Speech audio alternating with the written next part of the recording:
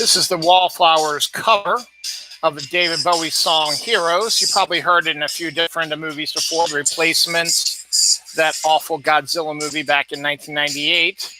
The reason why I'm playing this is I saw Jojo Rabbit today, and you use David Bowie's German version. So I figured I'd play this real quick. I think about the German version, but this one's kind of got a good kick to it, and I'm going to drop it off now. So yeah, the Wallflowers were is the band that's headed by Jakob Dylan, which is Bob Dylan's son, and I'm named after Bob Dylan. So, hey, everything's connected. So welcome to another episode of Dylan Knows, second in 2 days. Slightly worried because when I shut down yesterday, it wasn't letting me shut down too much, but it was on my page. And I was able to share it today and so on and so forth. But when I go to this page to set this up, it said that the previous episode, 329, was the last one uploaded. So I don't know what's going on with that. But it's in the system. I've seen it. So yes, it's there. This one, hopefully I won't have any issues with. So welcome. It's 10 o'clock here on the Eastern Seaboard. Yesterday, when I was doing the show, I was saying that it was going to be a messy, sloppy day when I woke up in the morning. There were call-ins for snow in the morning, and then a break, and then freezing rain, and then rain. Well, I get up at 9 o'clock, excuse me. I get up at 9 o'clock. I said, okay, by now it should be, pretty snowy out there. We'll see what we got up there. And so I looked out the bathroom window that looks out onto the front of my house. And guess what I saw? Absolutely nothing. No snow, no ice, no rain. It was as if nothing happened. So like, okay, weatherman screwed up again. So I kept checking the weather channels, stuff like that, and said, yeah, well, what had happened was that snow was supposed to come down, but the air was too dry for it to land, so it disappeared, which I know happens. It's called Viraga, or not Viagra, but Viraga or something like that. They're like, well, but it's still going to be raining, though, so just be careful, icy rain. So I was like, okay. So I was looking at the weather. It said it's not supposed to really hit till about 12. So I was like, you know what? I want to go see Jojo Rabbit, as I was talking about yesterday. My local movie theater only had one showing up at 11:30 in the morning, and I've been dying to see this movie for the longest time. And so I said, I'll chance it. What I'll do is I'll go, and by the time that the movie's over, it's only an hour and 48 minutes long. Once the movie's over and I get out of there, it should be just starting to rain, and they did a pretty good job of treating the roads and stuff like that, so it shouldn't be a dangerous hike. So I get out of the movie theater, and it's just rain. Not freezing rain, not ice, no nothing. Sidewalk is not slippery. The road isn't slippery. It's just wet.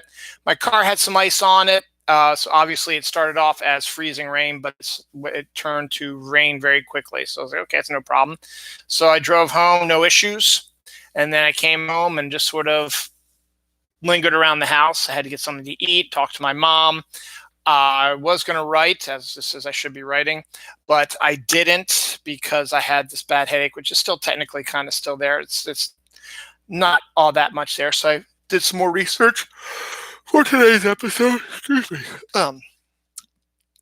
And then I decided I wanted to watch one of the movies that I got brand new from Amazon. So I watched Martin Scorsese's The Wolf of Wall Street. I was a little bit moved for something naughty and drug-addled, sexy, stuff like that. And 3 hours later, it was a good movie. Not the greatest movie in the world. There was a lot of stuff that they could have probably cut or shortened to make the movie less than 3 hours.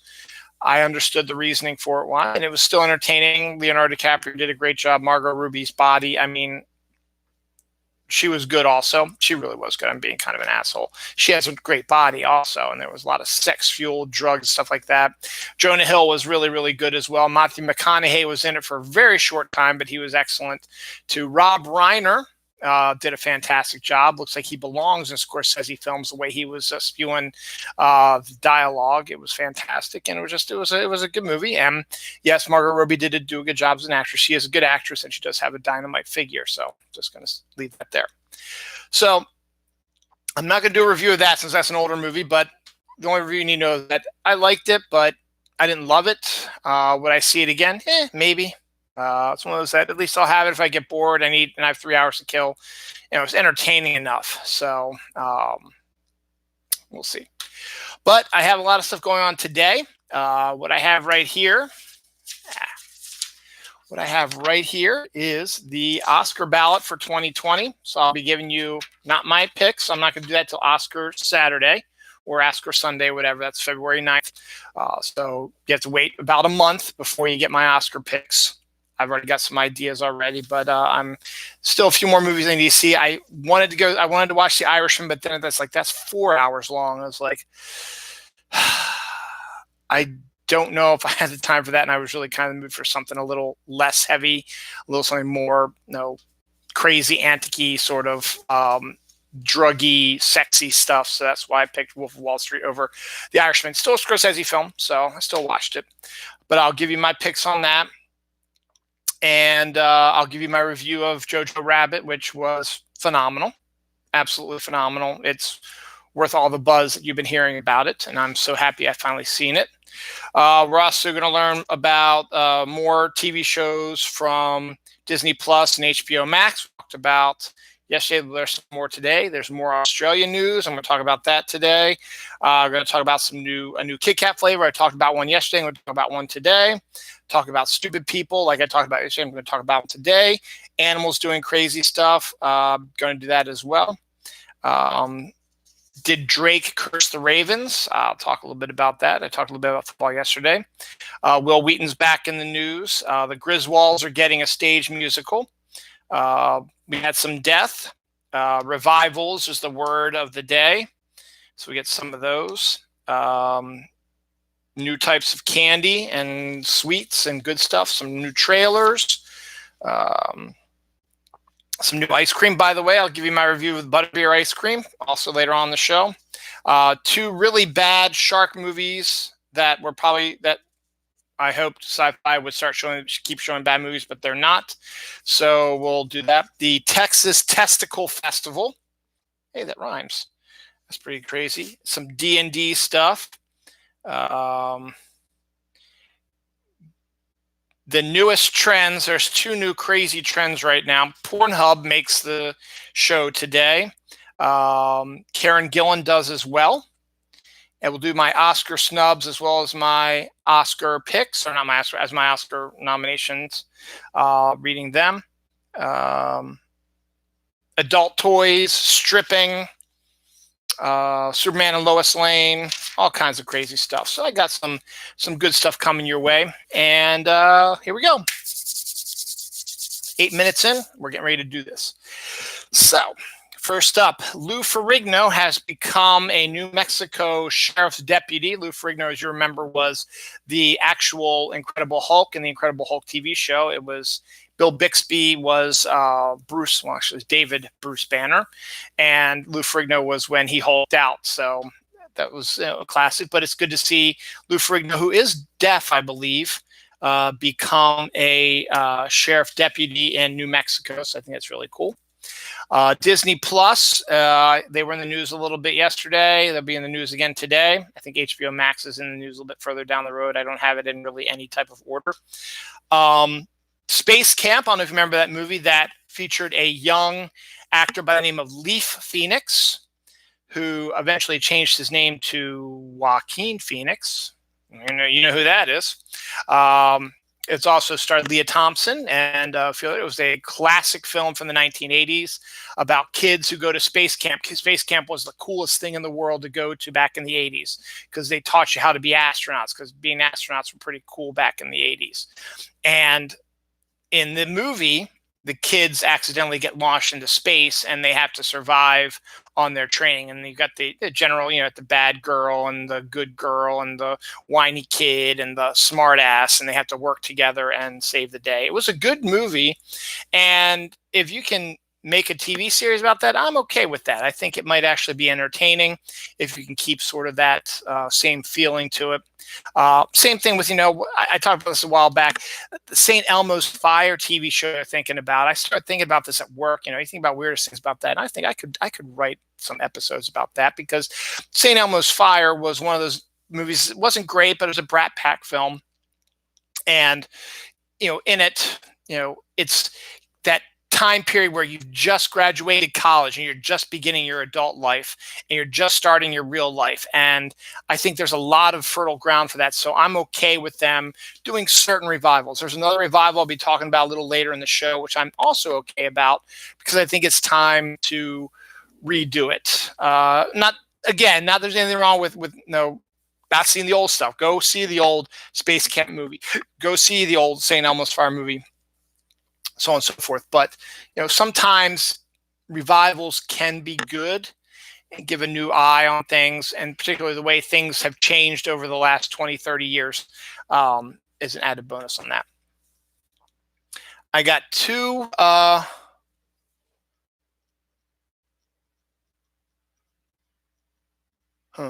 Oh, okay. I get two stories about Burt Ward. That's right.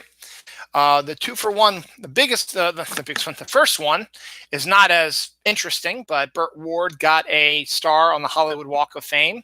Burt Ward was the guy who played Robin. Adam West played Batman. Adam West passed away years ago, and Burt Ward is still alive and kicking. He actually showed up in the CW's Crisis on Infinite Earths, so you sort of have that crossover, which was kind of cool.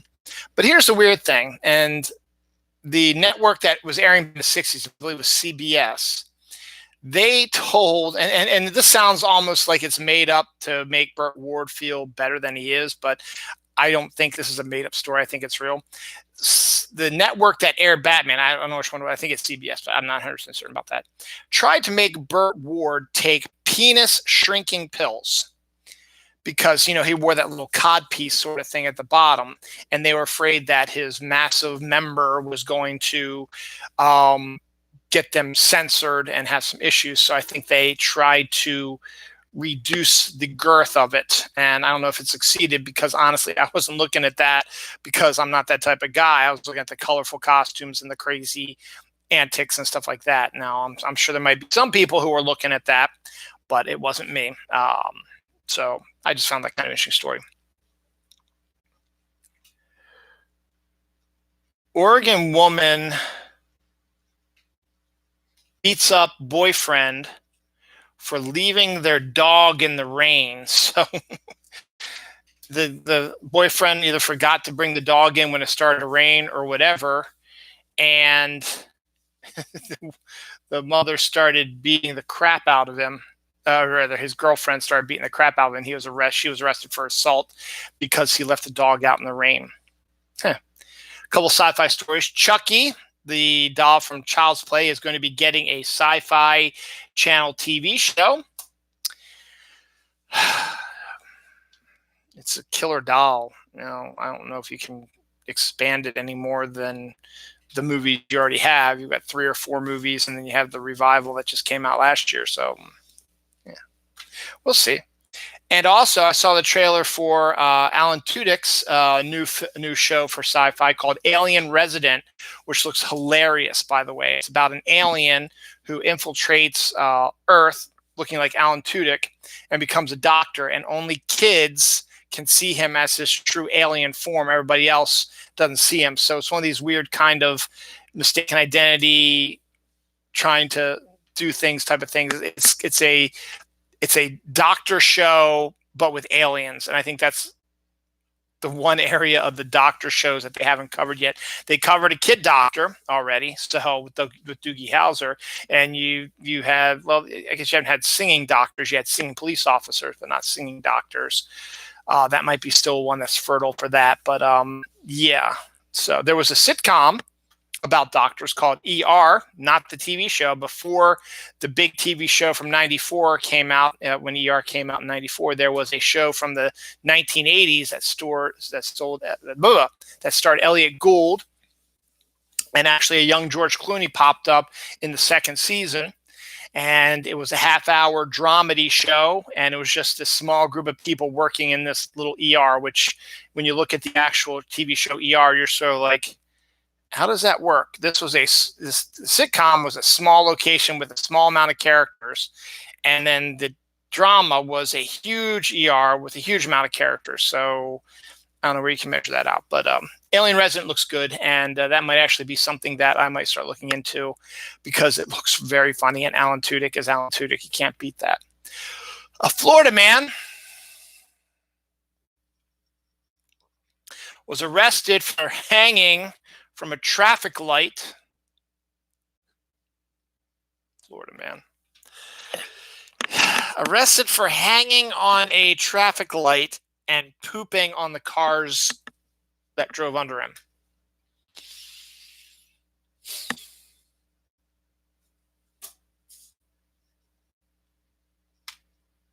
Yeah. Florida man. Oh, Florida man. So, tomorrow, Sunday, the 19th of January, is the AFC and NFC championship games in the NFL. What that means is the winner of these two games will play each other in the Super Bowl in 2 weeks. It still hurts. I'm still bitter about it. The Ravens, my team, were the number one seed in the AFC with a record of 14-2. They had everything going their way. They were on a 12-game win streak. They had the potential MVP as their quarterback. They had the potential coach of the year as their coach. And in the running, the executive of the year as well. And they've already won a whole bunch of awards already. And the path to Super Bowl was going to come through Baltimore. They got a first-round bye, and they were the number one seed. So they had to play the weakest seed that there was. The number 6 seed, which happened to shock the world by beating the Patriots in their first round of the playoffs. So the number 6 seed, Tennessee Titans, roll into Baltimore. Baltimore rolls out of the game very quickly, and they lose it 28-12, meaning that there is no championship game for the Ravens. The way things should have worked out is the Kansas City Chiefs should be in Baltimore right this second, preparing to play a game at 3 o'clock on Sunday down at the bank against the Ravens, the winner going to the Super Bowl. Did not happen. So now we have Kansas City, the number 2 seed, is hosting the championship game against the Titans. They play at 3 o'clock. The NFC team, San Francisco, the number 1 seed, is hosting the number 2 seed, Green Bay Packers. Imagine that. Something that actually worked out. I bring this up because everyone knows the conspiracy theory about Drake, the musician, that every team that he shows bandwagon fan a part of is always, one of the best teams or whatever. And when he shows up at a game or mentions them or whatever, they end up losing a key game or a championship game and don't win the whole big thing. It's been known to happen 3 times already, I think. Baseball, basketball, and maybe hockey, I think. Now he got with football because he wished Lamar Jackson a happy birthday a couple days before the game. So I know that's probably not the truth. It's up there with the Madden curse. But still, damn. No, the reason why they lost is they got away from the run game. And I didn't wear my usual socks. That was the other thing also. So I got that off my chest. It's still going to hurt tomorrow. I should be watching the Ravens game from my couch at 3 o'clock as they play down at the bank, the winner going to the Super Bowl. But it's not going to happen. So, and then I forgot to pick a team for my pool. So I'm out of that completely. So I don't know what I'm doing. It's been a long year, 2 years, life, whatever. I'm getting ready to fart too. Excuse me. It's late. I'm going to try to roll through this real quickly.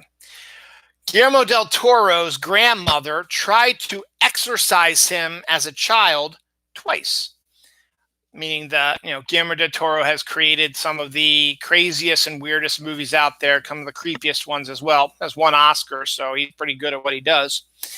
And I guess he showed a little bit of that weird kidness in him when he was younger, and his grandmother didn't like it, so she tried to exorcise the demons. And that didn't quite work because he's still making creepy creatures up. An ancient tree shows proof that the Earth's magnetic field twisted or moved, rather. It's called, it used to be called pole shift, that they shifted. When you look in the rings of a tree, I guess you can see all kinds of things. I didn't know you could tell when the magnetic pull was different, because that's one rumor that's been going out about how the world is going to end. Is that the hypothetical pole that controls the Earth is going to go from this to like that, which means everything is going to get discombobulated and messed up and stuff like that. Pole shift was a big thing back in the early part of this century with the whole apocalyptic stuff going on, because if you look back over the last 20 years, and that's the weird thing also, is that 2000 was 20 years ago. That's how we're 20 years into the new century. And that's really odd, isn't it? But makes you feel a little old. But I remember early on, they had all that talk about apocalyptic end of the world stuff in the 2000s. And, well, physically, nothing like that's happened. Politically, that's a different story. We're not going to get into that. So an ancient tree showed that at one time there was a pole shift that happened. So I guess what they're trying to say is, well, it could happen again. So just be careful. Shark attack bath bombs. Bath bombs are the new things where you put all kinds of like scents and chemicals and stuff like that, and you put it in a bath bomb, you put it in the water, and it dissolves and creates almost like a bubble bath, sort of a, what's the word I'm looking for? Herbal sort of remedy to your aches and pains and make your body look good, stuff like that, but it's supposed to relax you. Well, they have a shark attack one that's in the shape of a shark, and then when you put it in the water, it becomes blood red because of the sharks, eating people and stuff like that. So, shark attack bath bombs. A guy used his considerable talents and friends to recut and redraw the Disney movie Sleeping Beauty, one section in particular when Sleeping Beauty gets awakened by the prince, so that he could propose to his girlfriend. Now, you've seen these on Facebook, these guys that go all out on their proposals to their girlfriends to become wives. Now, sometimes you're just sort of like, man, you're making me look bad. But other times you're like, you know what? It doesn't matter how you do it as long as you do it. I myself proposed to my wife at the 4th of July parade in 2002. And I've told that story a million times. I'm not going to go back into it again. But it was simple as, after a band goes by, I went down on one knee, proposed to her, and she told me she hated me. Then she married, and then she said she would marry me. And then the guy came over and said, I bet you're going to go to every parade he asked you to go to from now on. So I'm sorry I lost my viewer who's like, man, this story's boring. So anyway, so you had that. There was another one a guy that made a short film, a music video, about how he tried to propose, had to get permission from his girlfriend's father to marry that girl. There's that awful song that gets in your head, marry that girl, blah, blah, blah. So he made a whole video about that and showed that in a movie theater, and then ended up proposing to her there. And now this guy, Sleeping Beauty is his girlfriend's favorite movie, so they were going to go to, these movie theaters do revivals of these movies all the time. So he went to this movie theater and actually was able to recut it so that he made a section where she was the Sleeping Beauty and he was the prince, and he proposed to her there, and all the friends that were in the movie theater. So it was a special viewing just for her and their friends and family. And so, good on you guys, but you know what? Just ask a woman to marry you. It's like asking someone to prom. You don't have to go through these promposals to make everybody look bad. Just go and say, hey, do you want to, like they did in Harry Potter, it's easy. Do you want to go to the dance with me? Yeah, all right. Awesome. Goblet of fire.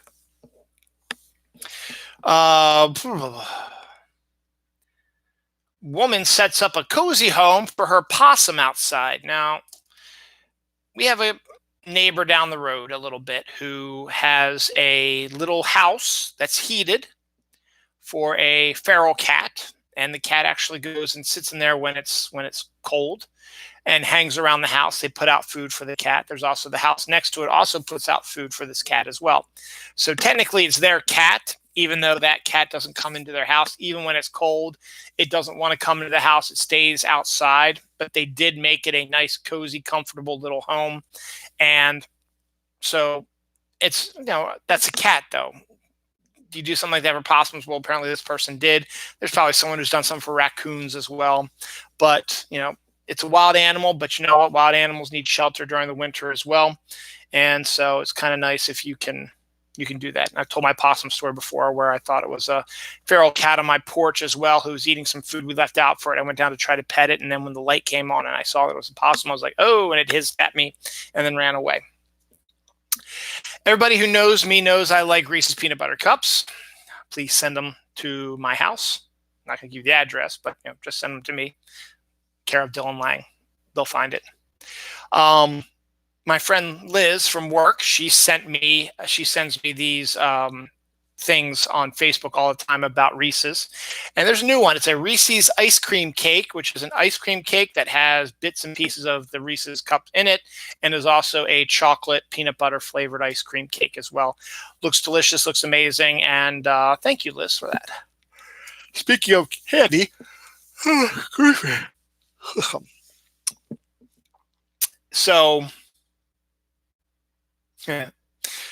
So yesterday, I talked about how Kit Kat is going to be releasing a lemon-flavored Kit Kat coming out in the spring, more than likely. Why don't you sit in your bed? Sit in your bed. Oh, whatever. You can see the cat's not in her bed. Right there. Let's say she's right there. But they are doing another one for Valentine's Day, because Valentine's Day is February 14th, and today is January 19th. So, or 18th. Hold on. It's the 18th, dumbass. The 19th is tomorrow. So, Valentine's Day is coming up. Candy is always a big deal around Valentine's Day. Well, Kit Kat is going to be releasing a raspberry cream flavored Kit Kat for Valentine's Day. So, that should be out now. So go check and see if that sounds appetizing to you. Raspberry and chocolate, maybe. But we'll see. I think I'd rather try the lemon one, but I'm not you. I already got my wife one present for Valentine's Day, and I got to think of probably get her some wine and maybe some chocolates as well. Nothing too crazy, I don't think, but I think she'll like this thing I got her. So I was talking about the Chiefs and how that was sort of like, okay, I'm upset about that, but life goes on, and hopefully one time in the near future, the Ravens will actually make it either to the championship game or the Super Bowl, but we'll see. But right now, I got to tell you the story. So last week was the divisional round, and as I said, the Ravens lost bad, 28-12. Now, it looked like that the number 2 seed Kansas City Chiefs are going to be knocked out by the number 4 seed Houston Texans, because early in that game, Houston went up 24-0 in the first quarter. That seemed almost insurmountable. So there was a fan who videotaped himself. He was at the game, and after it got to 24-0, he said, you know what? I've been having bad luck for a while. I'm bad luck for the team. I'm going to get up. I'm going to leave. And hopefully maybe the good luck will come flowing back in, and the Chiefs might actually pull this one out. But he was like, they're not going to win. A lot of people are already leaving early. They're like, there's no way this is going to happen, because the Texans just had all the momentum. So he leaves. And then I guess by the time he gets out of the stadium and gets to his car and is getting ready to leave, he turns on the radio. And here's that Kansas City has scored 21 unanswered points in about 3 minutes. So he's looking at himself saying, yeah, it was me. And the Chiefs ended up throwing 30 some unanswered points on there and ended up winning the game like 50-28 or something like that. It was a crazy, it was 28, 27 maybe. It was a crazy score. But regardless, it was 50-30, something like that. And regardless, the Chiefs came back and demolished the Texans after that guy left. So I kind of know how he feels, because I got a new Ravens jersey for Christmas. I got some new socks for Christmas, and I wasn't going to wear the new Ravens jersey till the playoffs and the new socks till the playoffs. I've been wearing my throwback jerseys and wearing a specific pair of socks that had the Gremlins on it from the movie Gremlins. And I decided, I'm not going to wear those. I'm going to wear my new jersey because I liked it. It was a player that's currently on the team and not one who has been on the team. I said, I'll try a different pair of socks because I couldn't find my Gremlins ones. I knew they were my pile of laundry that I have up in my room, but I didn't know where they were. So I don't need to. Yep, so I'm the reason why that they lost, because they didn't have my Gremlin socks on. So I shaved. I did all that stuff. I don't know. Lavender lemonade is a new drink that is going to help relieve stress and headaches, and anxiety and headaches. Now, I wish I had that recipe because I have this terrible headache right now. I've actually got a lavender oak candle from Yankee Candle going right now, and it smells really good, but it's not helping me with my headache. I still have a slight headache. I think I'm just tired. So that's kind of good. So I'll have to look up that lavender lemonade, and I can't even imagine what that would taste like.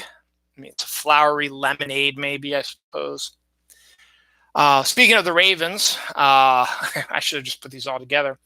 A fan died after the playoff game, not because of the shock of them losing. He just had a heart attack or whatever and collapsed in the stadium after the game was over. So either too much excitement or just it was bound to happen eventually. So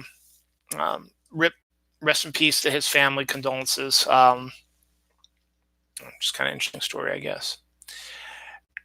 Alligator.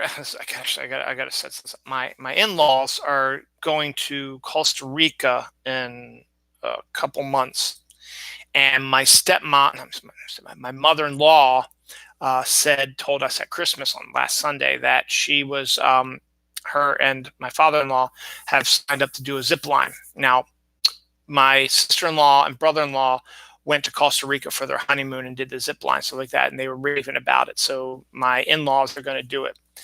And so they're excited, but a little nervous about it. So me being that little shit that I am, a day or so after I heard this story popped up on my Facebook feed, and my mother-in-law follows me on Facebook. So I figured, this might be fun. It'd be a good story for my show and a way to keep me, remembering it and stuff like that. And did I just see the ghost again? That's crazy. Keep seeing this little thing flying around. Yeah. Anyway, so I sent this tweet out,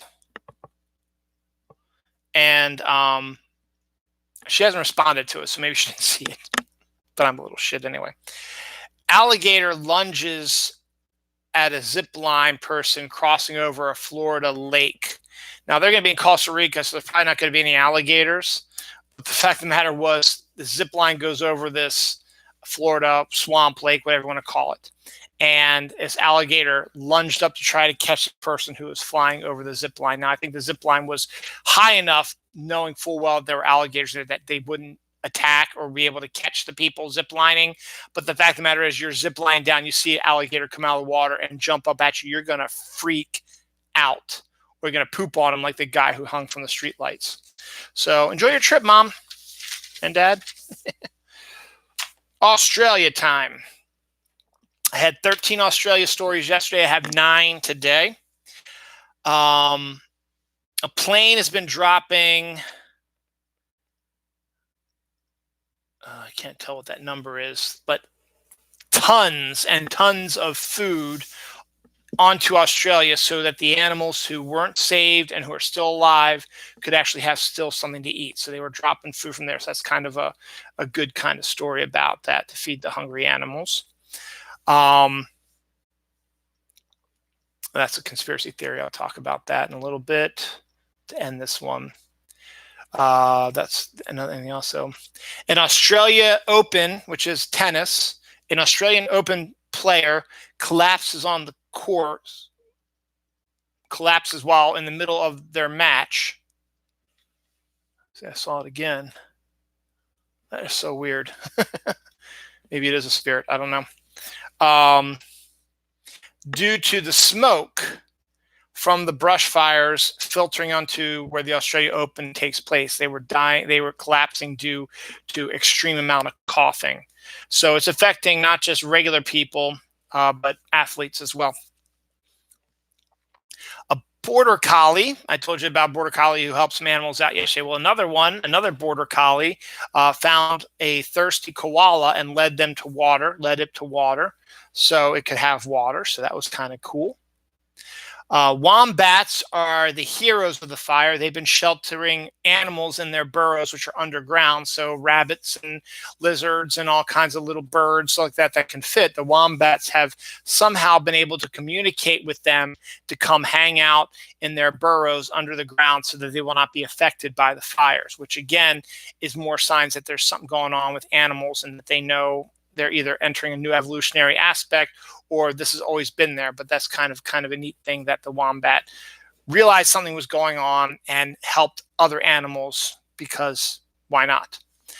A 6-year-old has created a bunch of clay koalas and has been selling them online, and all the money is going to the Australia Fund. He has made $51,000 from that. So again, all kinds of money is being made, and given away, not just by rich people and stuff like that, but just regular Joes. And as I said, my daughter wants to come up with some sort of money-making thing that will help the kids as well and people in Australia, the brush fires. Now, the good news is, hold on. Family thought their cat was lost in the fires. Excuse me. But it has made its way back home, so they've been reunited. So that's good as well.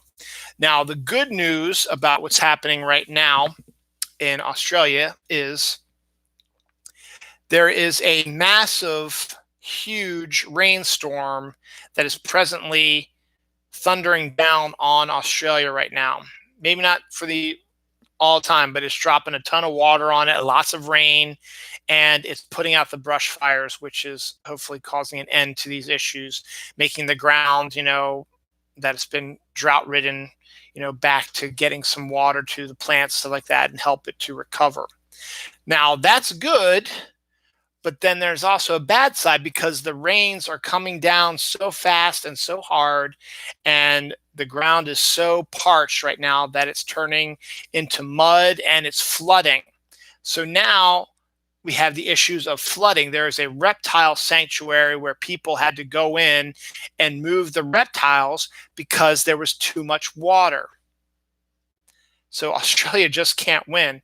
They're either going to die from fires or they're going to drown from water. And there's just no one way or another. But again, hopefully things will even itself out, be equilibrium, stuff like that. Now, conspiracy theories are abounding now, not just from these fires, but also the ones in the Amazon, and as well as the ones out in California that we've been having a lot recently. And the conspiracy theory is that the DEW, the direct energy weapon, which is an actual weapon, is actually causing these fires for whatever reason. I don't know, but it is since it's a direct energy weapon, it's like shooting a laser at a specific point, sort of like if you've seen Real Genius, sort of like the laser that they were making in Real Genius. It's an actual thing. And people have been claiming to see that they've seen some weird lights before these fires happened. Again, who knows what you can believe or not believe. Maybe it's true, maybe it isn't. I don't know, but that's the newest conspiracy theory right now out there in this world, that the DEW laser is the one that's causing these fires, not just in Australia, but in California and in the Amazon. So again, for what purpose? I don't know. Why is it happening? I don't know.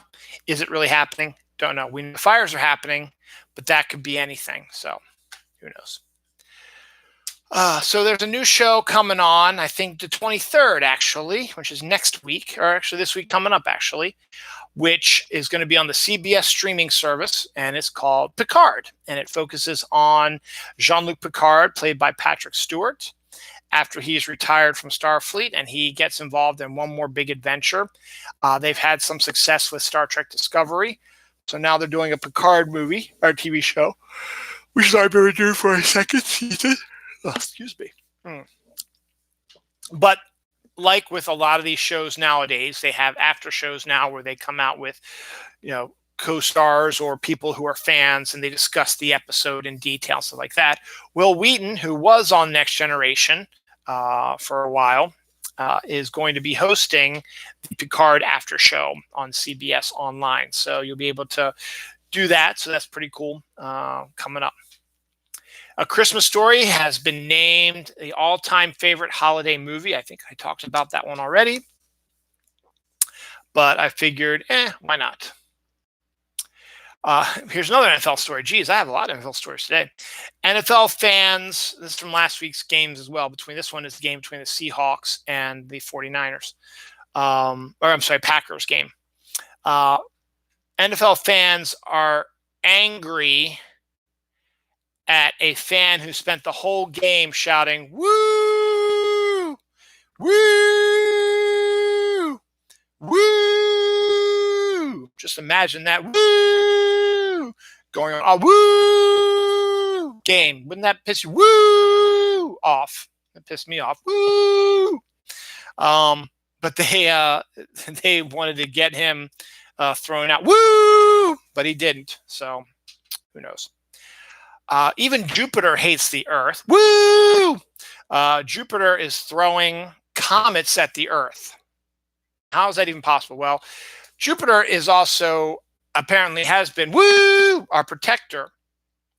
But now apparently it is a threat that we have to, take a look at. So it protects us and it also threatens us. It protects us because there's lots of comets and asteroids and shit that is heading in our direction that could destroy the Earth. Woo! But it isn't, because Jupiter's massive gravitational pull has either moved it out of the way or it's taken the brunt of it. Well, I think Jupiter might finally be saying, to hell with this. Woo! I'm going to start throwing shit at Earth. So now comets and asteroids that might not necessarily have been in our orbit are now also being directed by Jupiter's gravitational pull to head towards Earth. Now, there's no imminent danger, but that's why you're going to start seeing more stories about, there's an asteroid that came within 55,000 miles of the Earth, which is, well, not a lot. 55,000 miles is still a lot, and it's not really a danger. So we'll see. So thanks a lot, Jupiter. But, it's a win-lose situation because they're going to protect us from stuff, and we're going to get hit by stuff also. So whatever.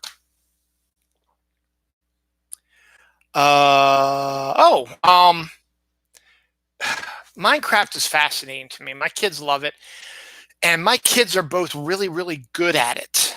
I mean, they can build these crazy devices and can create things. Like my son was able to create this thing that flung creepers into the air and then brought him back down, or some shit. It was crazy. But he's also, and my daughter's done this as well. They built these insane houses with secret rooms and hallways, and they've gotten carpeting and pictures on the wall, and they've made beds and have had toilets and swimming pools and all kinds of crazy stuff. And it's awesome when you see this stuff.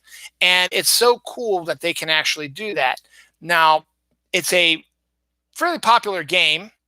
And there are people who take it way, way beyond that, who make these insanely pristine designs. Now, there's a book out you can get at the library or at your local bookstore or whatever, which has all of these designs that people have made of these massive castles and pyramids and all kinds of little rooms and all kinds of crazy things. And it shows, in detail how they, how they kind of did it, but also just show you what they did. Now, a while back, I did a story where it took a couple of years, but some modders, which are these people who spend all their time creating stuff in Minecraft, these modders, oh, good, she's on her bed. Yep, see, the kitty is in her bed right there. Scritchy, scritchy, scritchy, scritchy. They created all of Middle Earth, or what was seen in the Lord of the Rings trilogy. So they created everything, and it was perfect. I mean, Minecraft has that sort of weird looking blocky thing, but the buildings, the land, everything looked like it was from the movie with a slight difference to it, obviously.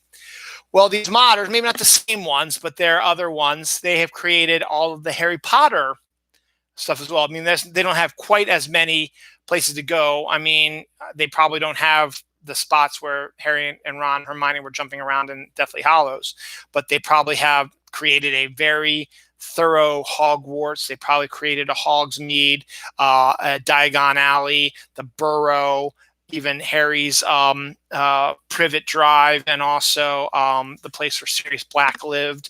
They might have even done the Ministry and Gringotts.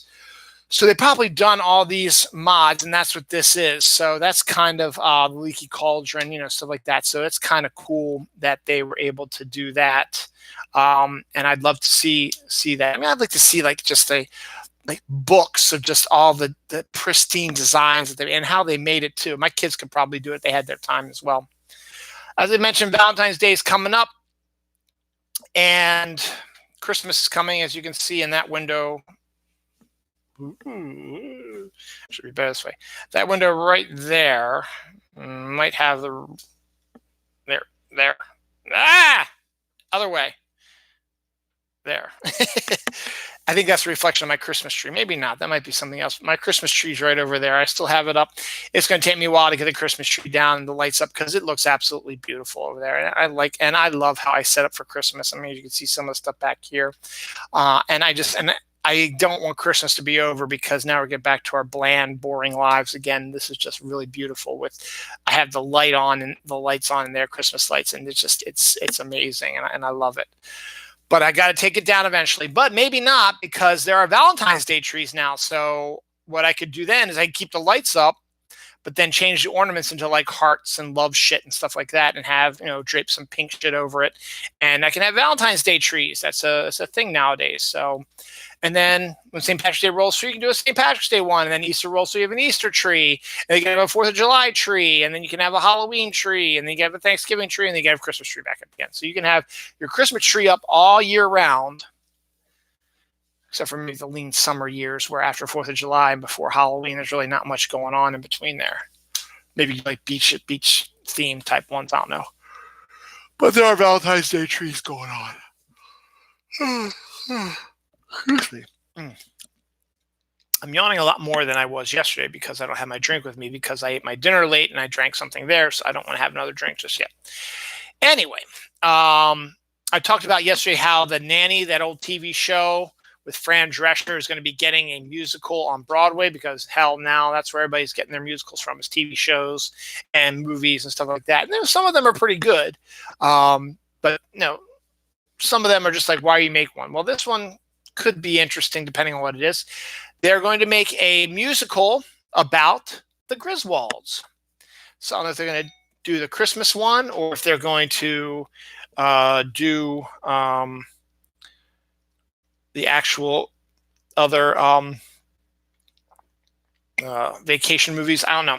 But there is going to be a Griswold stage musical coming up, really soon. So good on that.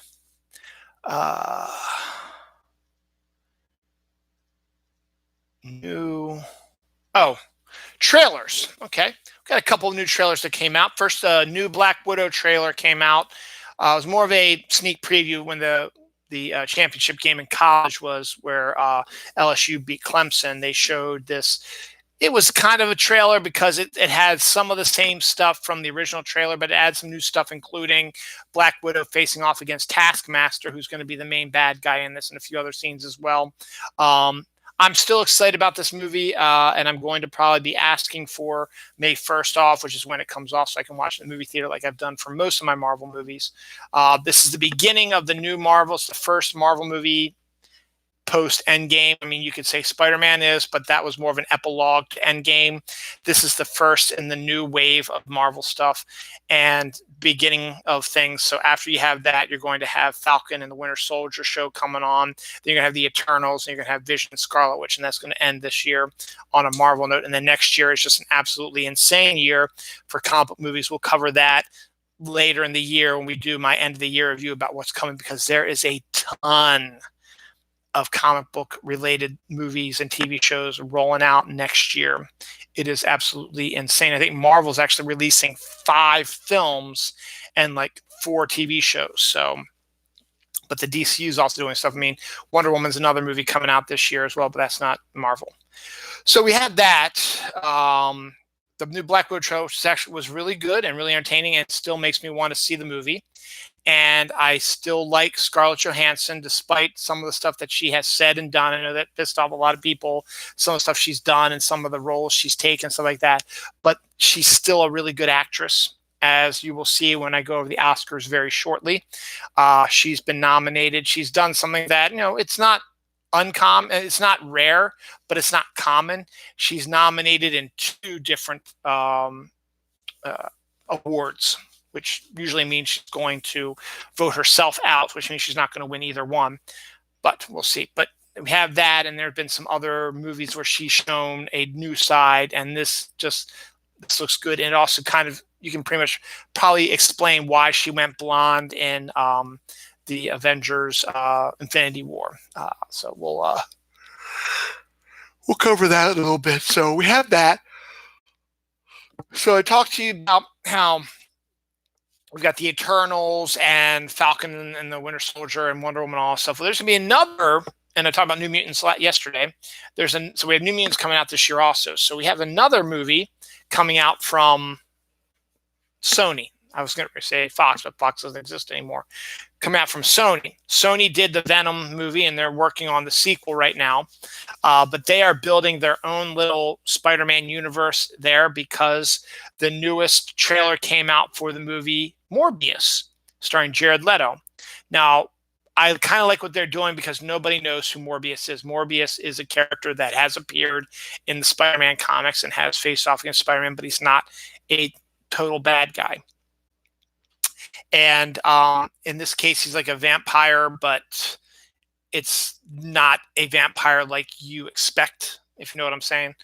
Anyway, so the new trailer came out and actually looks pretty good. I never liked Venom, so when I saw the trailer for Venom, I was like, it's okay. This one actually was like, I might check this out. Maybe not in the movie theater, but maybe when it comes out on Blu-ray and DVD, I might be like, you know what? This might actually be pretty good and pretty entertaining to watch. I want to get back into movies, and I've watched a lot of movies last year, and I'm hoping I've seen 2 movies this year already, so I'm on a good path. I'm hoping to maybe sneak out and do another one tomorrow, even though my kids and wife are coming back from camp. They're going to be wiped, so why do I really need to be here if they're just going to be sleeping? Now, tomorrow's also community day for Pokemon, so I'll do that from 11 to 2 with my wife, but then after that, I might say, I kind of want to see Star Wars, because I haven't seen that yet. I'm trying to, Jack. It's just I just can't get out to see it. Anyway, so we had that came out as well. So check that out. Morbius, Morbius. And there was a little bit of surprise in that, which leads me to believe that they're trying to build its own little Spider-Verse, and they're connecting the Marvel Sony Spider-Man movies with Tom Holland, because if you remember from the first Spider-Man movie, Homecoming, the bad guy was played by the awesome Michael Keaton, and he ended up in jail at the end of the movie. Well, in this trailer for Morbius, Michael Keaton is in the trailer at the very end as sort of a surprise, like, haha, we're all connected. And it's his character from Homecoming. So that should be interesting to see how that all sort of wraps up and combines. So this is kind of actually for that Akira, which is one of the greatest animes and mangas out there. Katsuhiro Otomo, I believe, is the guy who did that. He has announced that he's doing a sequel, TV show, and a new film. So there's going to be a sequel to Akira. So it's going to be a TV show and a film. So we'll be probably seeing Akira 2 very soon. Akira is a really, really good movie. It's been a while since I've seen it, but I liked it, and I've read the anime because Marvel once released it in a spine, what's that, prestige format book. I've got a bunch of them downstairs in my comic collection downstairs. So it was a good manga, and I liked it, and the movie itself was pretty good. So sequel, a new movie, should be interesting to see what's going on with that. So am I going to talk about that then? Yes, I will. We're going to talk about some stupid people now. Well, not stupid people, but, well, this one's stupid. This one's an ass. Where's the story? A restaurant charged a customer 38 cents for stupid questions.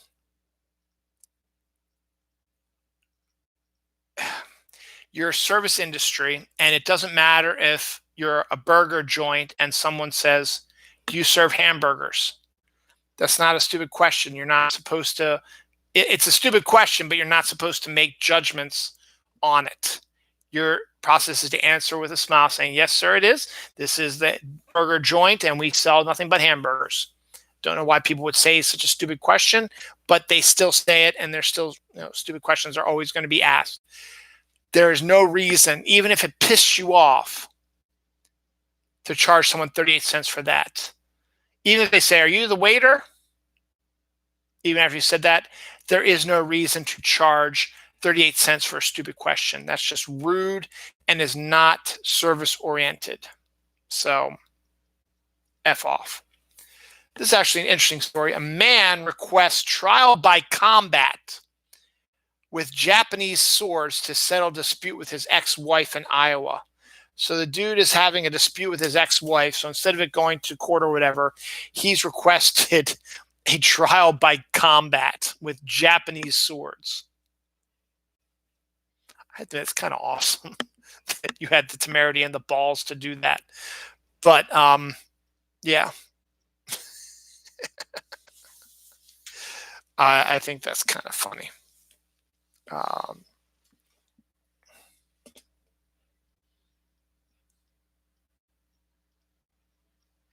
Okay. Subaru has released its new car, and they've already regretted naming it the Forester Ultimate Customized Kit Special. Now, if you think about it in that form, it's like, what's so bad about that? We'll take the first letter of every word. Forester, F. Ultimate, U. Customized, C. Kit, K. S for special. F-U-C-K-S spells fucks. And the display for the car has the first letter of each word capitalized in bold, so you read fucks. So they've regretted that they named their new Subaru that, and I guess they're going to change it. But why? Yeah, I drive a Fucks. It's awesome, man. Fucks is great.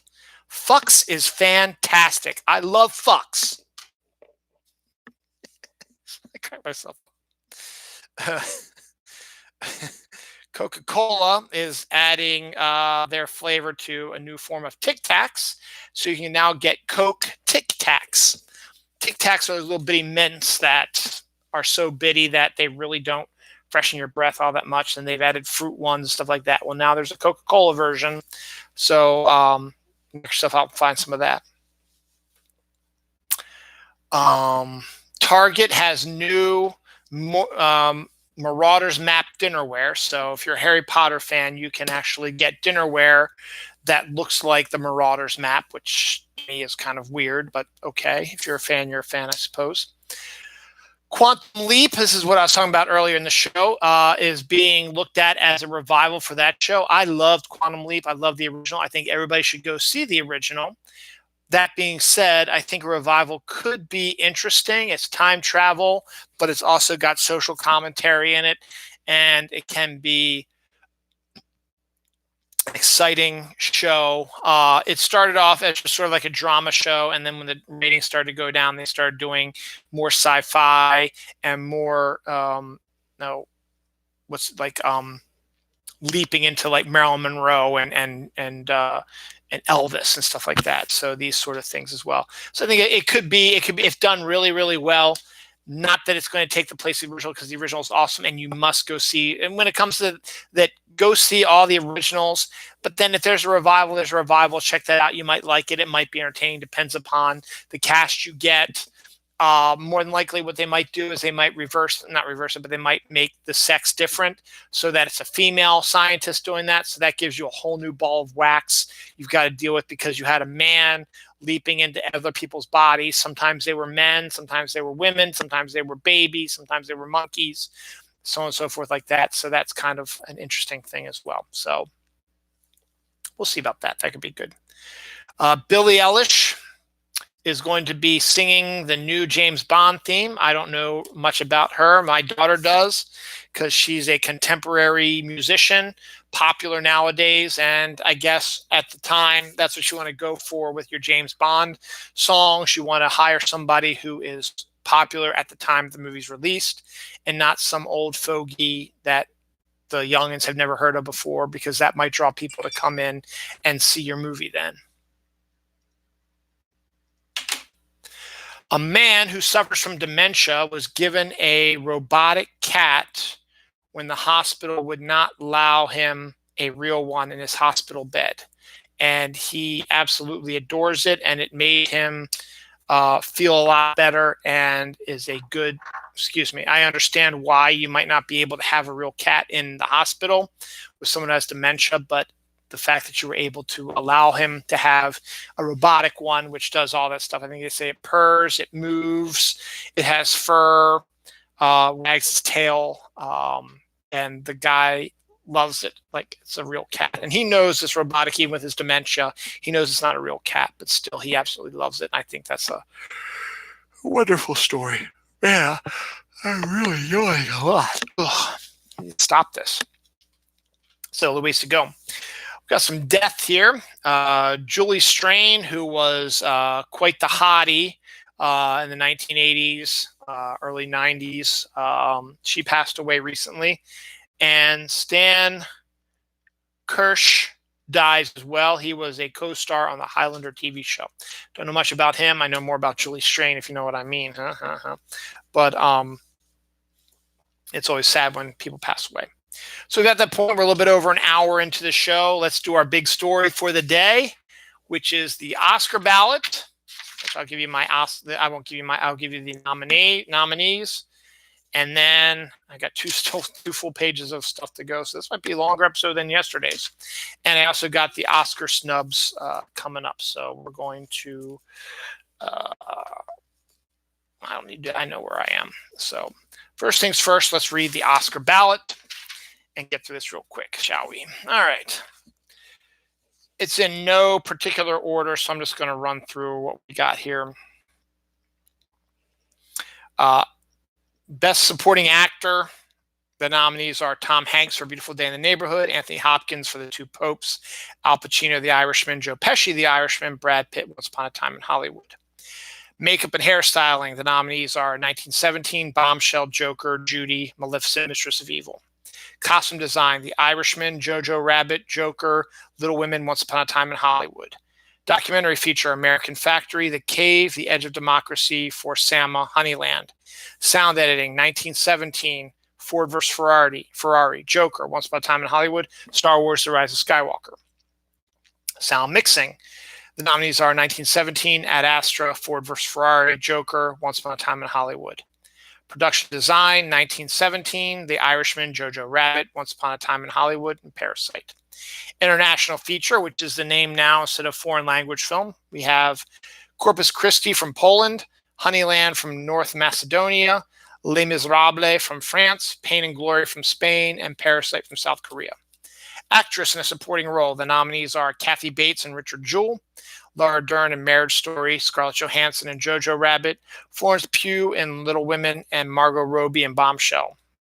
Margot Robbie. And Scarlett Johansson, too, is not too shabby either. Animated short film, DeSarah, Daughter, Hair Love, Kit Bull, Memorable Sister. Nominees for animated feature film are How to Train Your Dragon, The Hidden World, I Lost My Body, Klaus, yeah, baby, Missing Link, and Toy Story 4. Visual effects, you have 1917, Avengers Endgame, The Irishman, The Lion King, Star Wars, The Rise of Skywalker. Film editing, you've got Ford vs. Ferrari, The Irishman, Jojo Rabbit, Joker, and Parasite. Documentary short subject, the nominees are In the Absence, Learning to Skateboard in a War Zone, If You're a Girl, Life Overtakes Me, St. Louis Superman, and Walk, Run, Cha-Cha. Live action short film, the nominees are Sister, Brotherhood, Nefta Football Club, The Neighbor's Window, Saria. Adapted screenplay, the nominees are The Irishman, Jojo Rabbit, Joker, Little Women, and The Two Popes. Original screenplay, the nominees are 1917, Knives Out, Marriage Story, Once Upon a Time in Hollywood, Parasite. Cinematography, the nominees are 1917, The Irishman, Joker, The Lighthouse, Once Upon a Time in Hollywood. Original score, the nominees are 1917, Joker, Little Women, Marriage Story, Star Wars, The Rise of Skywalker. Original song, the nominees are I'm Gonna Love Me Again from Rocket Man, I Can't Let You Throw Yourself Away from Toy Story 4, Into the Unknown from Frozen 2, I'm Standing With You from Breakthrough, and Stand Up from Harriet. Director, nominees are Bong Joon-ho for Parasite, Sam Mendes for 1917, Todd Phillips for Joker, Martin Scorsese for The Irishman, Quentin Tarantino for Once Upon a Time in Hollywood. Best Actor in a Leading Role, the nominees are Antonio Banderas for Pain and Glory, Leonardo DiCaprio, Once Upon a Time in Hollywood, Adam Driver, Marriage Story, Joaquin Phoenix, Joker, Jonathan Pryce, The Two Popes. Best Actress in a Leading Role, the nominees are Cynthia Erivo for Harriet, Scarlett Johansson, Marriage Story, Saoirse Ronan for Little Women, Charlize Theron for Bombshell, Renee Zellweger for Judy. And finally, the Best Picture nominees are 1917, Ford vs. Ferrari, The Irishman, Jojo Rabbit, Joker, Little Women, Marriage Story, Once Upon a Time in Hollywood, and Parasite. So I've seen 1917, Jojo Rabbit, Joker, Once Upon a Time in Hollywood. So I've seen 4 of the 9. I want to see The Irishman that make 5. I want to see Little Women, which makes 6. And then the others I could care less about. So that's your Oscar ballot for 2020. I will give my, only 4 minutes. That was good. I will give my picks, as I said, either the 8th of February or the 9th of February in the afternoon before the show actually starts. I haven't decided yet. Depends upon a whole lot of different things, plans, stuff like that. But I'll give you my nominees then, and you should do pretty good. Now, snubs. There are a lot of snubs this year. Again, not in any particular order. Best Supporting Actor, snubs were Willem Dafoe for The Lighthouse, Wesley Snipes for Dolomite Is My Name, and Sam Rockwell for Jojo Rabbit. Best Actor snubs were Robert De Niro for The Irishman, Eddie Murphy for Dolomite Is My Name, Adam Sandler for Uncut Gems, and Taron Egerton for Rocket Man. Best Director, the snubs were Greta Gerwig for Little Women, Sadie Higgins for the Safdie brothers, for Uncut Gems, and Lulu Wu for The Farewell. Best Actress, Lupita Nyong'o for Us and Awkwafina for The Farewell. Best Supporting Actress, Jennifer Lopez for Hustlers, and Divine Joy Rudolph for Dolomite Is My Name. Best Original Screenplay, The Farewell and Uncut Gems. Best Picture, Dolomite Is My Name, Uncut Gems, The Farewell. Best Animated Feature, Frozen 2. Best Original Song, Spirit from Lion King. And Best Adapted Screenplay, Dolomite Is My Name. So they got a lot of snubs there. And it's a shame, but That's it. So there's that. And now we've still got 2 full pages of notes to go through. So let's giddy up. Son glues his dad's belongings on the ceiling and keeps adding more until his dad notices. So I don't know how that little shit was able to get the stuff glued up there to stay up there. But why would you do something like that unless you're really dying for attention from your father? Which is the father's fault also, because I pay attention to my kids all the time and give them attention what they need. So, parents, give attention to your kids so they don't do this shit. I talk about Once Upon a Time in Hollywood. Leonardo DiCaprio, there's a big scene in the movie where he is taking on a guest starring role in a TV show called Bounty Law, which is not a real series. It was created for Once Upon a Time in Hollywood. Well, Quentin Tarantino has decided that he wants to do a 5-episode Bounty Law series. He wants to direct it all. He wants to write them all and direct them all, and I guess use the same actors that he used for Bounty Law, and make the shows, and I guess show it on Netflix or Amazon or something like that. So we'll see if that actually comes to fruition. We all know about the dog shows. Well, there's a new dog show out there now. It's the American Rescue Dog Show. So rescue dogs get their time in the sun as well. When I was talking about trailers, I missed a trailer that's also based on a comic book that's coming out this year, but it's a comic book from the Valiant comic universe and has Vin Diesel in it, and it's Bloodshot. The second trailer was a little bit more interesting than the first one, but still not enough interest for me to want to go see it.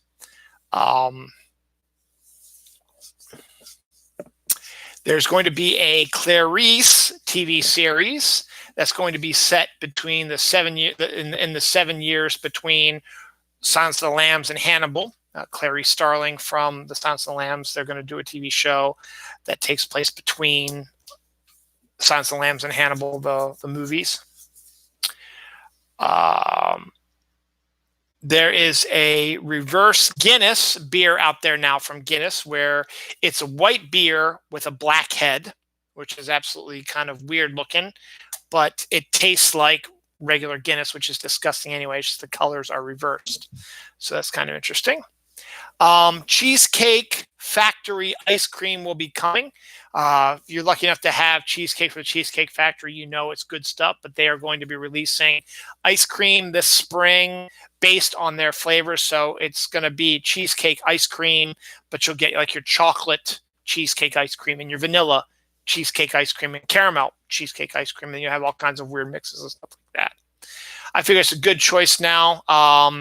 My review of butterbeer ice cream from Yanglings was okay. It wasn't outstanding. It wasn't the greatest thing I've ever had before. And actually, to be honest, it had more of a root beer ice cream flavor taste to it than a butterbeer one, but it was okay. Would I get it again? Sure, I would. But I've got another one in there I'm going to try after this show. It's Ben and Jerry's like chocolate truffle one, so that could be kind of good. So we'll see. But I still got a long ways to go, and it's getting late very quickly, so we'll see.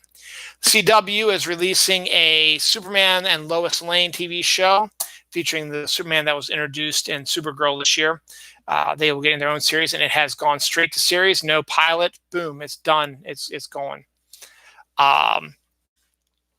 Robert Downey Jr.'s production company has set up a deal with HBO. They'll probably be doing some shows and stuff like that for probably HBO and HBO Max and stuff like that. So we'll see. It doesn't mean Robert Downey Jr. is going to be in it, but he will be producing it. The Willow Disney Plus show has started filming, so it is an actual thing.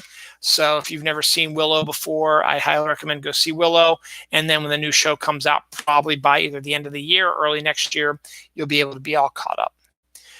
There are 2 bad shark movies out there that have just great names that I wish I could see, but sci-fi doesn't show bad movies anymore. Ouija Shark is coming. It's about a woman who is able to call a shark and control it by a Ouija board. And Bad CGI Shark is also coming also. So that's just probably a generic shark film, but with a bad CGI shark on it. A bobcat has been spotted roaming around in Washington, D.C. So if you're in the Washington, D.C. area, be on the lookout for the Bobcats. They made their way down into the city, and they're coming to take back Washington for the people. The Stand on the CBS streaming service is going to be debuting in late fall 2020, and they have cast a female in the Rat King role, which is interesting. So that should be interesting. Walker, Texas Ranger, is going to straight to series on the CW with Jared Padalecki from Supernatural. Now Supernatural is going to be over, so no pilot is going straight to series as well. The DCU, the DC Cinematic Universe, crossed over with Crisis. Everything else crossed over with Crisis on Infinite Earths, which ended this past Tuesday. One at this one where you had Ezra Miller's Flash pop in and help out Grant Gustin's Flash. So that's kind of cool that they did that. I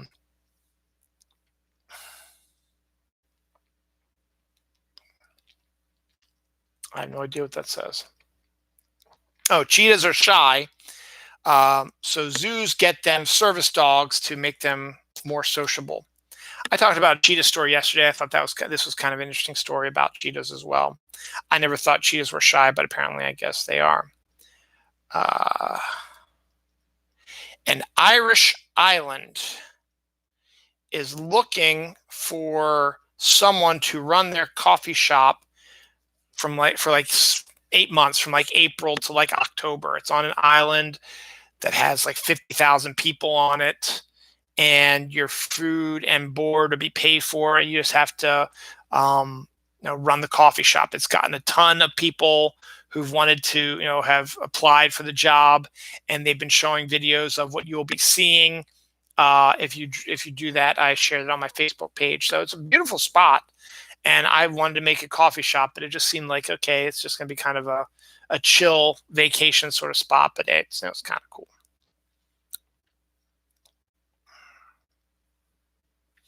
I don't know which city it was, but there is a city that has introduced a program to make life better for street dogs. If you're not, if they're not being picked up, if they're just wild dogs roaming the street, people have put food and water and beds. I was talking about the woman doing the opossum thing. Well, now there's someone doing this for stray dogs as well in a city. So that's kind of cool as well. The Texas Testicle Festival is coming up. It's a festival where you get to try all kinds of beef and cow testicles. Apparently they're a delicacy, but I don't think I'd want to eat the testicles of a bull or cow or whatever. Well, cow's female, but I guess the bull testicles. But it's a delicacy, so who knows? But it's Texas. Remember the Garbage Pail Kids? They're 35 years old this year. Drill and Dylan is the one I always remember because, hey, it's my name. Drill and Dylan. There was a terrible movie that was made of the Garbage Pail Kids during the height of their popularity. The cards always came with, there were stickers and you had gum, and it was just something great when we were younger. You used to go to the local drugstore. They'd have all kinds of baseball cards and movie cards and stuff like that. Well, Garbage Pail Kids were one of the popular ones at the time, and then they sort of disappeared, but now sort of retro to kind of like them again. Well, they are doing a Garbage Pail Kids Monopoly. I mean, everything else is doing Monopoly. Why not a Garbage Pail Kids Monopoly? So if you're a fan of the Garbage Pail Kids, their 35th anniversary, get yourself a Garbage Pail Kids Monopoly. There is going to be a series based on the John Wick movie, but it's not about John Wick, so Keanu's not going to be in it. It's going to be about the Continental, which is the Assassin's Hotel that is prevalent in the movie, and that is set to air in 2021. So that's coming up. Pat Benatar was snubbed by the Rock and Roll Hall of Fame, which I think is a travesty of justice, but we don't make the votes, so unfortunately there's always next year, but that's still a shame. And Art Modell was snubbed by the NFL Hall of Fame Blue Ribbon Committee, this year being the 100th year of the NFL. You're going to have your regular Hall of Fame class, which we're going to find out what it is the day before the Super Bowl. probably the day I do my Oscar. No, it'll be the weekend. It'll be the week after I do my week before I do my Oscar nominations. So they did a special blue ribbon one where they put, I think, like 10 more people in, and Art Modell was one of those that was supposed to get in, but he didn't. So we got to get him in. But I've already talked about all that, so I'm not going to go on with that. And I need to kill some time here because I got a lot to go over with still. The new Mulan trailer. I really, really like that. It's another one that I actually kind of want to see. Unlike the other live action remakes that Disney has done of their animated movies, this one actually looks pretty good. They've gotten rid of the singing and the comedic dragon, that had the voice of Eddie Murphy, which is, I like that in the cartoon, but this one looks like a straight up action film starring Asian actors, and it looks really cool. And hope it does really well. Solar storms might cause gray whales to get lost and stranded during their migration. I guess it's sort of the whole thing with, when the solar storms disrupt sort of the magnetic field, it disrupts how whales find their way, and that might cause some issues. So that might be something to look into later this year when the migration happens, and see if we're going to start seeing whales in places they're not supposed to be. Mexican man takes Viagra for bulls and has a painful 3-day erection. I mean, even after having the sex and masturbating and all that stuff, he was still hard, and it still hurt him. Now, it might sound like, oh, great, this is awesome. I can keep having sex over and over again. Well, it's also painful. And after a while, yeah, you're not going to want to have sex over and over again. So, ouch. That's why you don't take bull Viagra. You take regular Viagra. A woman is in jail for biting her sister-in-law and trying to pee on police officers.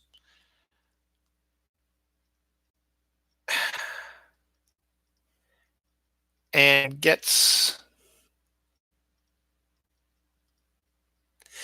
also was charged with hitting a man with her BMW 3 months earlier, which she said she was too high on cocaine to remember.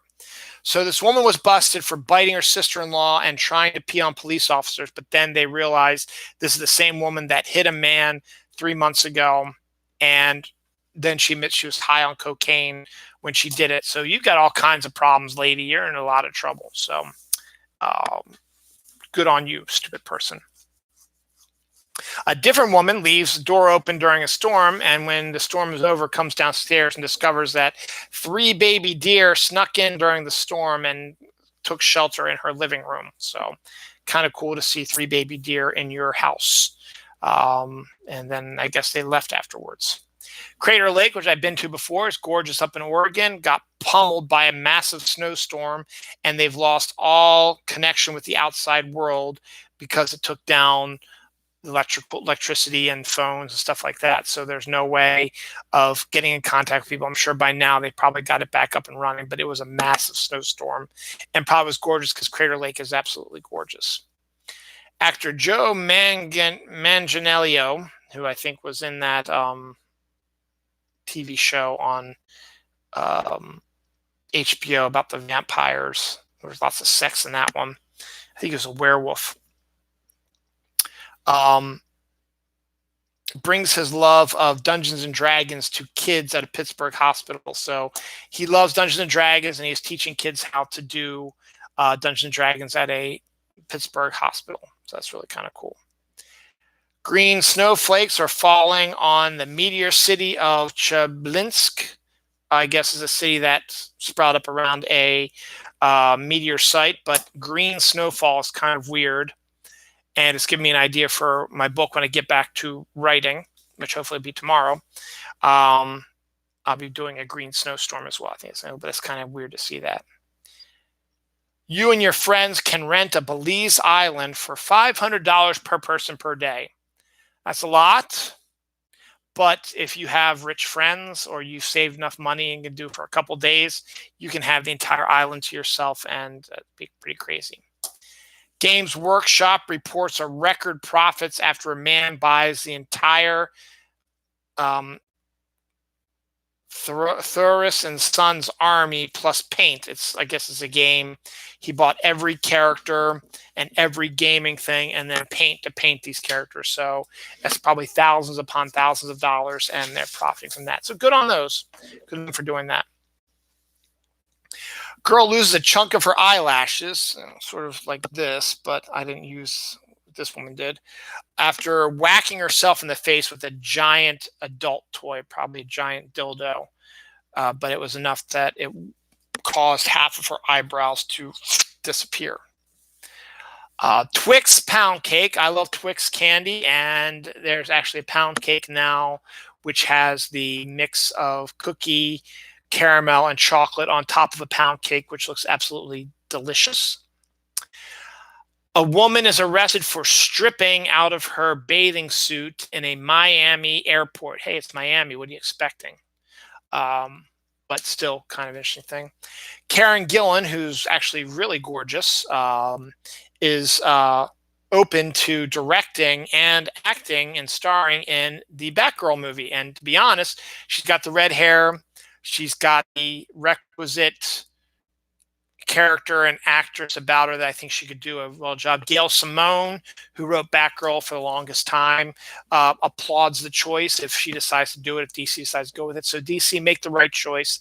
Sign Karen Gillan to do Batgirl, direct it, and star in it. And then after she does that, she can star in the new Pirates of the Caribbean movie, because I think she'd be really great in that. She is a cutie. Despite that you don't really see that in her Nebula character. But if you see her in the Jumanji movie and in Doctor Who, you'll see that she really is kind of a cutie. Christopher Tolkien, the son of J.R.R. Tolkien, died at the age of 95 this week. So he helped write a little bit of the Lord of the Rings stuff and so on and so forth. So that was kind of good. I talked to you about the Oscars. Francis Ford Coppola, who is a Oscar Award winner directing, is now a winery guy. He has created Stay Gold, a Pinot Noir and Chardonnay that is a limited offer that he's only offering through his online shop for the big Oscar thing. I went on to just see it. It's like $75 for a bottle of the Stay Gold Pinot Noir and like $65 for the Chardonnay. So it's a little bit high for wine, I think, but could be kind of cool. I talked about the snow bust already, so I'm going to check that off as well. Inseparable lion couple at a Chicago zoo die within days of each other. Much like there are those couples that have been together forever. When one dies of old age, the other one dies very soon after. My grandparents were kind of like that. My grandfather died 6 months after my grandmother died, not quite the next day or a week later, but there have been issues where, couples that have been together for a long time die within hours or days of the other person's death. So proof that love is out there and can be good. Better Call Saul has been renewed for one more season, and it's going to be ending. They've already declared it. That's the last season, so they can wrap up all their ends. And hey, that might even pop in an appearance by our favorite drug dealing teacher. So we'll see if that comes up. The World According to Jeff Goldblum gets a second season on Disney Plus. So good on that. The first ever human composting site will be opening in 2021 in Seattle, which means that if you want to, you can have your dead body turned into compost and spread around to help trees and plants grow. Yeah, why not? I've already talked about how stupid Space Force is, which is that new branch of the government or new branch of the armed forces that really we're wasting money on, and there's no need for it yet because we don't have the capabilities of exploring outer space and protecting it from aliens or whatever we're supposed to protect it from. But as I said yesterday, the first officer has been sworn in for Space Force, and I went on my little rant then. Well, here's the second part of that rant right now. They revealed what the uniform looks like. The uniform is camouflage, brown camouflage. So why on earth would you create a uniform for a Space Force out of regular camouflage? What are you going to be camouflaging up in space? If you want to do camouflage in space, you should have made the suit black and silver. Or you should have made some sort of futuristic shit to make it really, really cool, like a Robotech sort of costume. But no, you went with brown, tan camouflage, which is the dumbest thing in the world. Morons. I talked about how I'm going to have I'm going to have some Ben and Jerry's truffle stuff, hopefully, if I can finish this in half an hour. Well, they have a new ice cream flavor coming out called Netflix and Chilled. It is made of peanut butter ice cream, salty pretzel ribbons, and fudge brownie chunks. And that actually sounds pretty good, I think. So I'll keep an eye out for that, and I think it will be pretty interesting. Man wakes up to see his wife putting on a chastity nut on his penis. We have chastity belts, which were things that came out in medieval times where when the soldiers went away to war, they made their wives put this metal thing over their vagina, which can only be opened with a key that the man had, so the woman could not cheat on him with another man.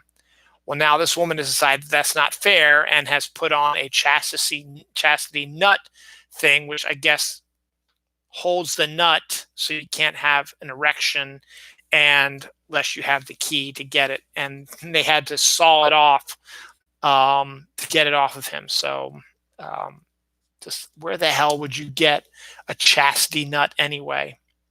Don't know.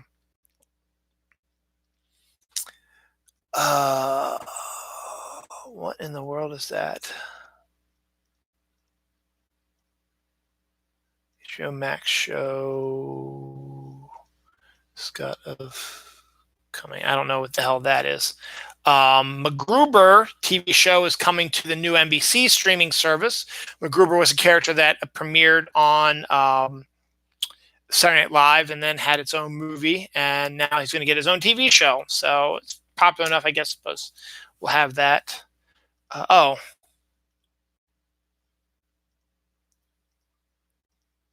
can't even.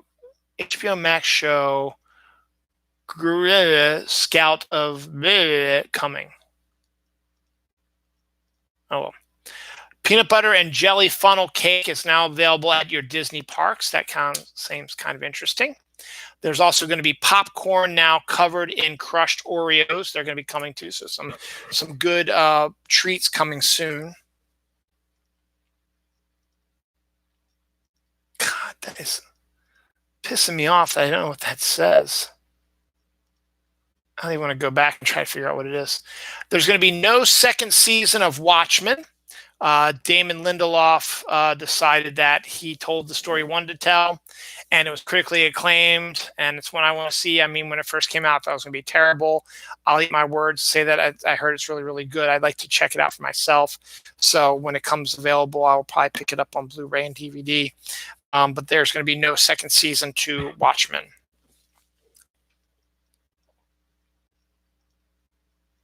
I'm going to keep checking this out until I figure out what it says. The state of Florida is hosting a Python Bowl, which is to catch pythons for money. Now, a little background on this.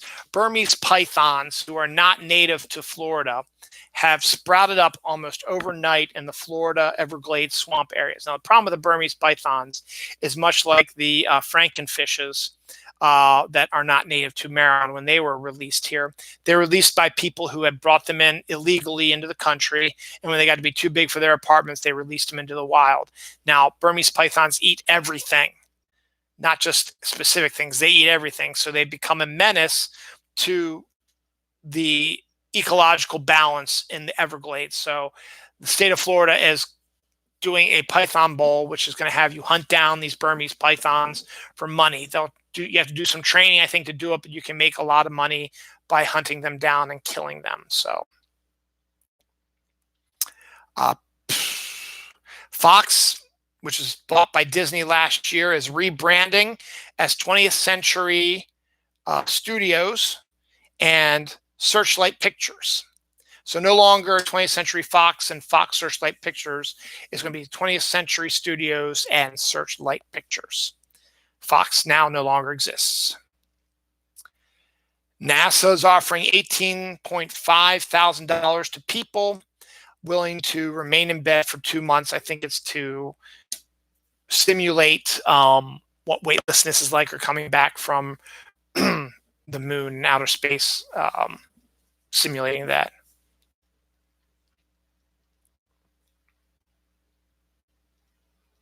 That's pissing me off. I still don't know what the hell that says. Girl Scout cookie inspired cupcakes are also going to be available at Disney. So they're cupcakes that taste like your favorite Girl Scout cookies. That's going to be available soon.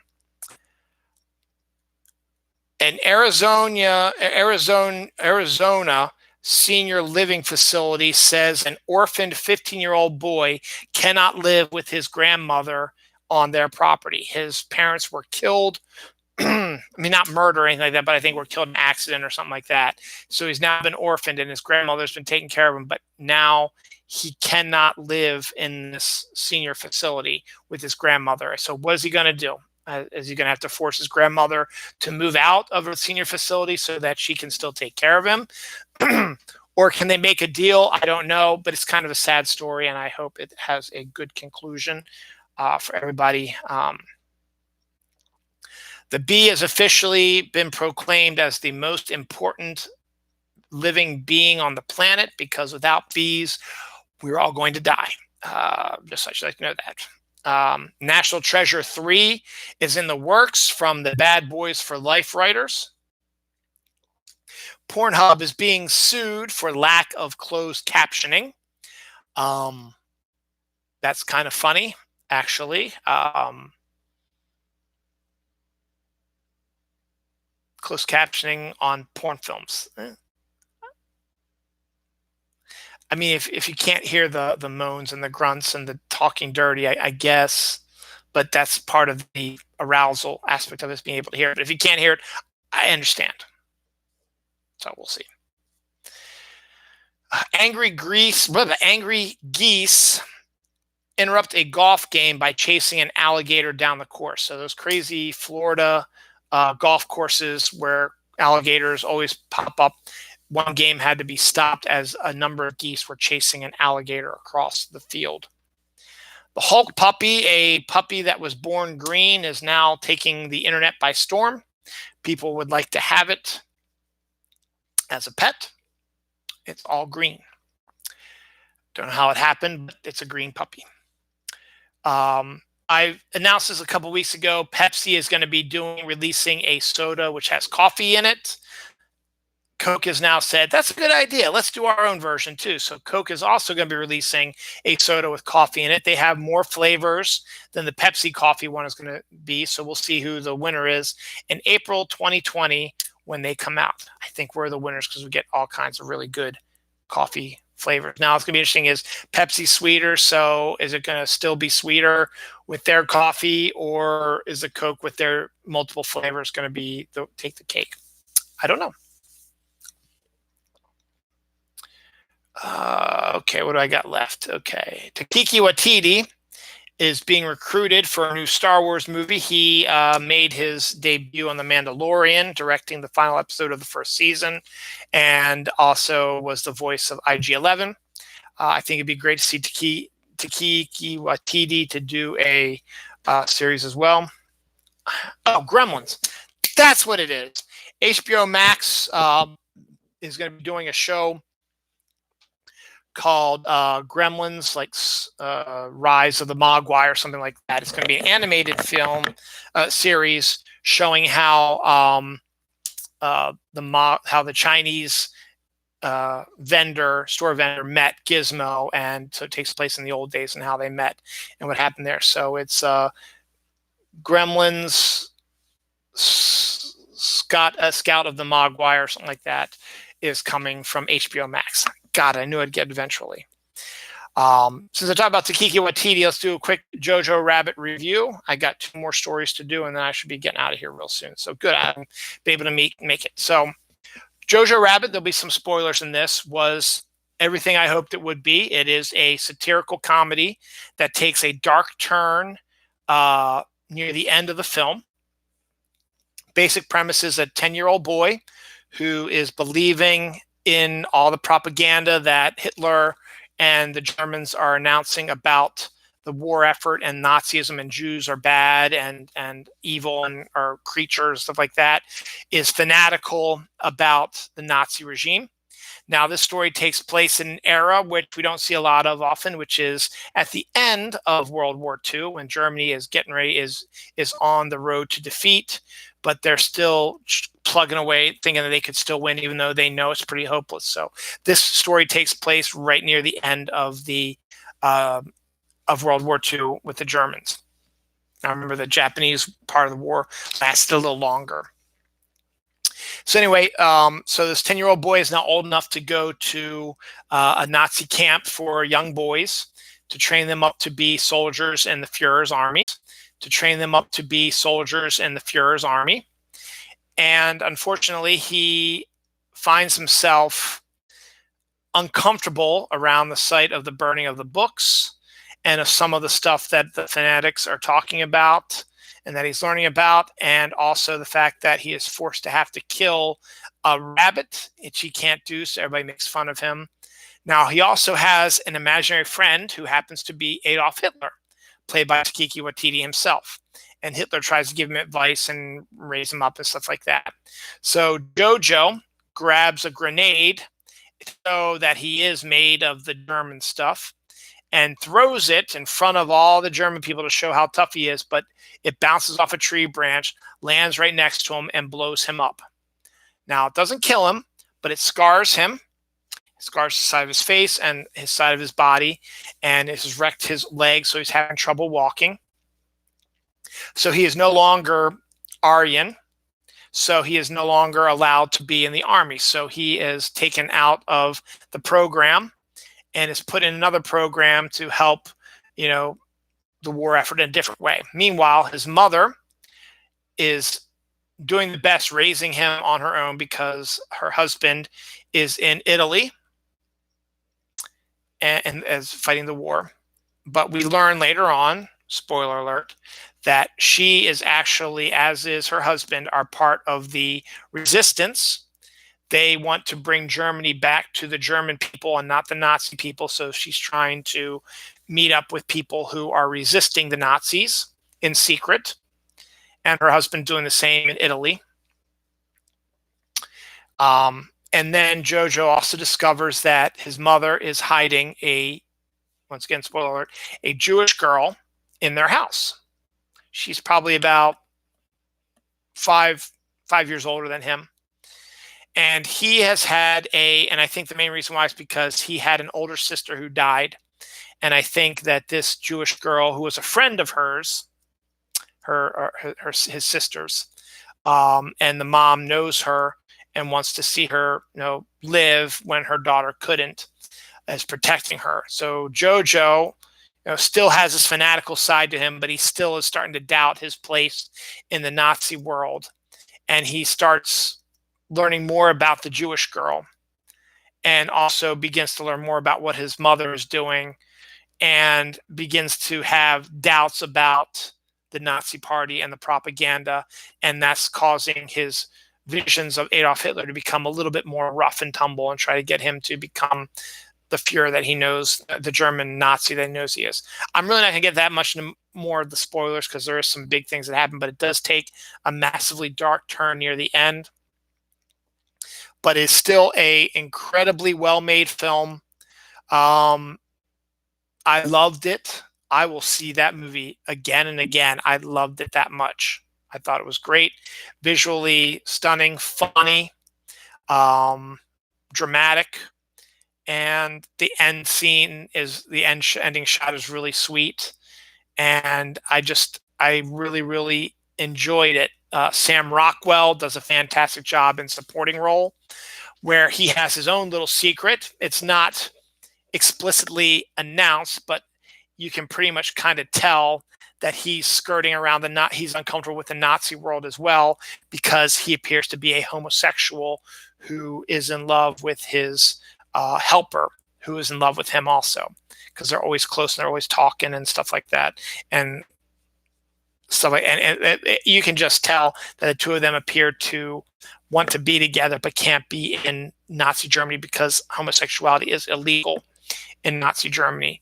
And he has been reduced in rank because of certain things, not just because nobody knows it's in secret, but it's pretty obvious that it's happening. And just Scarlett Johansson does a fantastic job as his mother. Well-deserved Oscar nomination. The young children, particularly JoJo, the actor who plays JoJo is great, and so the actress who plays Elsa is really good as well. And Rebel Wilson is not annoying in this; she's actually pretty good in it. And and Taika Waititi's Hitler is outstanding, which I don't want to say about Hitler, but it's a great movie. And if you get a chance to see it in the movie theaters, go ahead. But definitely when it comes out on DVD, Blu-ray, get it and hope that it wins some Oscars.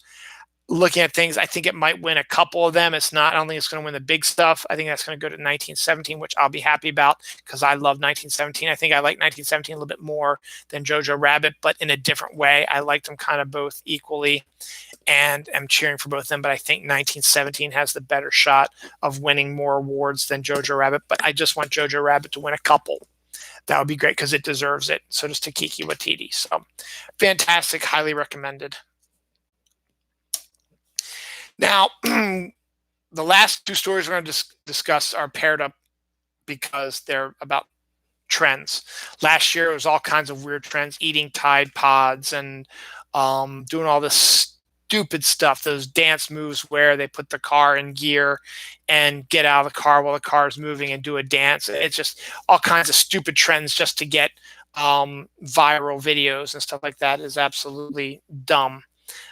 So I thought, okay, once all that happened, maybe they got out of their system in 2019. We won't see any of that in 2020. Wrong-o. We've got two.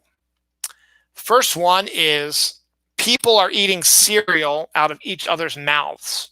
So basically you have somebody laying down on the ground. You pour, with their mouth open, you pour cereal in their mouth. Stop. Jinx, stop. And then milk in their mouth. And they're sitting there with that as like their mouth is the bowl, eating it out of their mouth. Disturbing. I wouldn't want to do that. Even if it's your lover, that's just disgusting. And plus, they breathe through their nose, obviously, but still, that can be. Stop, Jinx. Move. No. She's eating the plastic again. Stop. So that's just kind of disturbing. Finally, the story to end this trending thing is some person read somewhere online that the body has lots of taste buds on it, including male testicles have taste buds. Like we had taste buds on our tongue that gives us the different tastes that we get from our food, stuff like that. Well, this dude thought, if that's the case, let me try something. So he put soy sauce on his testicles, his balls, whatever you want to call it, and videotaped it. And he's like, oh my God, that's so weird. I can taste the salt. No, you can't. You're just doing it to be viral. Scientists, doctors said, while your testicles and parts of your body may have taste buds as well, they're not connected to your brain or your tongue. So you would not taste soy sauce if it was on your balls. And the fact that they had to do that and come out and explain that is why I weep for this country. And that, ladies and gentlemen, is the end of this episode. Hopefully next week we get back to normal. Trying to think, do we have anything going on next weekend? There is a scout event, and then the kids are going shopping with their grandmother for their birthdays, which their grandmother always seems to delay, but that's besides the point. So that's it. Yep. So thank you for watching this episode of Dylan Knows 2 in 1 day. We'll get back to normal. Hopefully it'll be next Saturday night. If not, you'll find out. It'll probably be Sunday afternoon. I will let you all know when it's going to be. Just follow me on Twitter, Facebook, and you'll see all about it. Thanks for watching, and be safe, stay cool, and have a good rest of your January. Happy Martin Luther King Day.